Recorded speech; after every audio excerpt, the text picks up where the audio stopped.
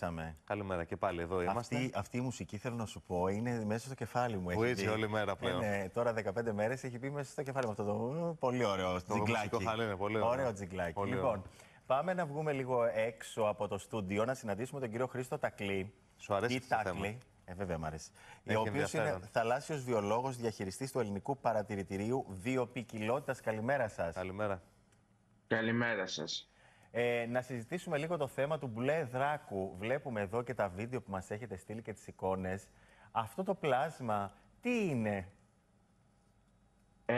Αυτό είναι ένα γυμνοvrάκιο.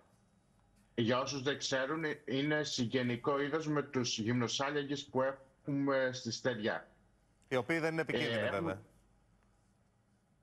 Εξαρτάται το είδος. Στην Ελλάδα έχουμε πάνω από 70 είδη γυμνοvrαχίων. Αυτό είναι ένα είδος του Ατλαντικού, το οποίο το βλέπουν και άλλες φορές στην Ισπανία και στην Πορτογαλία.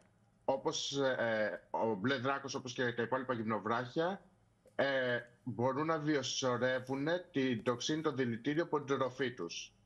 Αυτά που έχουμε στην Ελλάδα συνήθως τρέφονται με σπόγκους και είδη ακίνδυνα. Το συγκεκριμένο τρέφεται κυρίως με την πορτογαλική καραβέλα, αυτό που λέμε man of war, που είναι ένα συμφωνοφόρο, πολύ δηλητηριώδες, μπορεί να επιφέρει και θάνατο. Μέδουσα δηλαδή είναι αυτό που μας λέτε? Είναι σαν μέδουσα, ναι, δεν είναι μέδουσα ακριβώς. Και επειδή συγκεντρώνει το δηλητήριο, την τοξίνη αυτή που έχει, γίνεται πιο επικίνδυνο από την ίδια την καραβέλα, την πορτογαλική καραβέλα. Άρα είναι επικίνδυνο αυτό το ζώο που βλέπουμε, το ζωάκι που βλέπουμε, το οποίο είναι τόσο όμορφο, έτσι, τόσο φανταστικό, σαν κόσμιο, όπως λες εδώ και μέρες μέσα στη θάλασσα. Μπορεί να μας σκοτώσει κιόλας από το τσιμπημά του, κύριε Τακλή? Βεβαίως. Μάλιστα. Γι' αυτό κλείσανε και παραλίες στην Ισπανία και δεν είναι και πρώτη φορά που συμβαίνει αυτό. Έχει ξανασυμβεί? Δεν άκουσα. Έχει ξανασυμβεί? Ναι, βεβαίως. Και πώς αντιμετωπίζετε, πώς φεύγει μετά? Δηλαδή θα ανοίξουν παραλίες? Τα θαλάσσια ρεύματα. Οπότε, άμα επεκταθεί και σε άλλες παραλίες, θα κλείσουν και άλλες παραλίες τις επόμενες ημέρες. Μεταφέρεται, θα μπορεί να το δούμε και στην Ελλάδα δηλαδή, γιατί η Ισπανία δεν είναι και πάρα πολύ μακριά, Μεσόγειος είναι, δεν έχει σύνορα η θάλασσα κτλ. Θα μπορούσαμε να το δούμε στην Ελλάδα, άμα το μεταφέρουν τα θαλάσσια ρεύματα εδώ, αλλά είναι λίγο δύσκολο, γιατί πρώτον ζει μόνο μέχρι ένα χρόνο και δεύτερον το δηλητήριο που παίρνει, το παίρνει από την τροφή του. Τρέφεται μόνο με 4-5 είδη, το οποίο η πορτογαλική καραβέλα είναι η επικίνδυνη που τρέφεται κυρίως. Τα υπόλοιπα είναι ακίνδυνα είδη. Άρα, κύριε Τακλή, όταν εδώ σημαίνει ότι μπορεί να μην είχε το δηλητήριο τοξίνη να μας σκοτώσει, απλώς να μας έχει ένα πονόκυλο, μια διάρρεια, απλά πράγματα που μας επιφέρουν και άλλα θαλάσσια είδη. Άρα η δηλητηριώδης τροφή του, η οποία το κάνει θανατηφόρο, ζει στην Πορτογαλία? Ζει στον Ατλαντικό, ναι, κυρίως Ατλαντικό.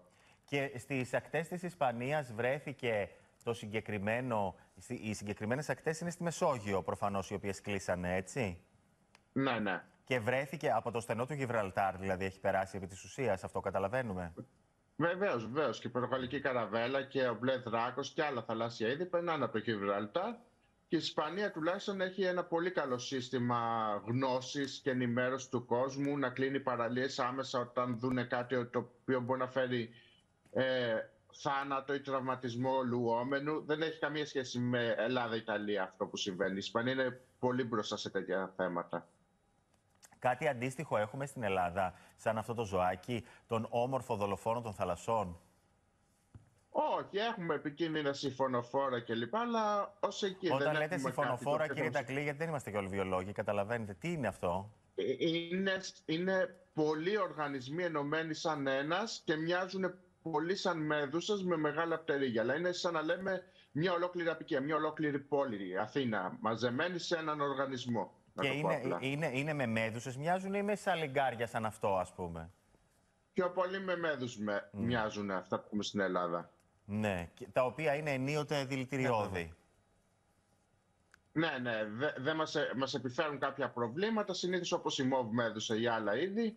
Δηλαδή να έχουμε ταχυπαλμία, ναυτίες, διάρειες, συνήθως αυτά. Ή να οδηγηθούμε σε νοσοκομείο σε ακραίες περιπτώσεις όπως αλλεργίες. Πάντως μας έλυσε πολλές απορίες ο κύριος Τακλής, γιατί λέει ότι ο μπλε δράκος, επαναλαμβάνω και διορθώστε με αν κάνω λάθος, ότι το πόσο επικίνδυνο είναι συνδέεται άμεσα με την τροφή του. Και επειδή στην Ισπανία βρίσκει την ισπανική καραβέλα, ένα επικίνδυνο είδος μέδουσας, λέμε εμείς. Μέδουσας.